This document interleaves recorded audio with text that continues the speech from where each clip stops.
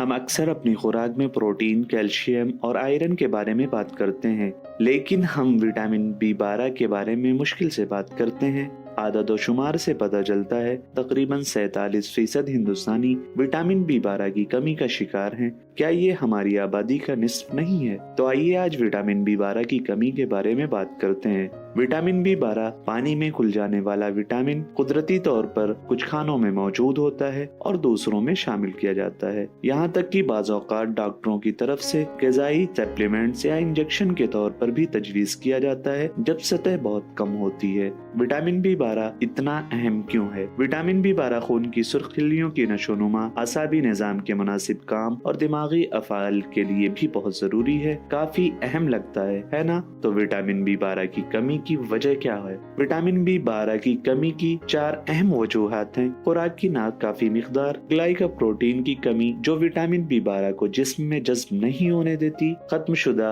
Hepatic storage, nitrous oxide की नुमाइश। Vitamin B12 की कमी की अलामत। अगर आप में विटामिन B12 की कमी है तो आपको पहले एनीमिया के अलामत का सामना करना पड़ सकता है, जैसे थकावट, पीला रंग का चेहरा। बाद के मराहिल में यरखान विटामिन B12 की कमी की अलामत हैं। दीगर अलामत में शामिल हैं जुबान में सोजिश और सूजन, ज़ैली आसाबी निज़ाम में नुकसान, इसहाल, सर दर्द, आम न्यूरोलॉजी से मुतालिक ज़हनी अवारिस। विटामिन B12 की कमी मजीद पेचीदगियों का बाइस बन सकती है, जैसे खून की कमी की वजह से दिल की खराबी, शदीद आसाबी मसाइल, गैस्ट्रिक कैंसर का खतरा, टाइप 1 ज़ियाबीज़, डिमिटाइड गठिया होने का खतरा। विटामिन B12 की कमी का इलाज की मुद्दत और रास्ते मुकम्मल तौर पर बीमारी की वजह पर मुनहसिर है।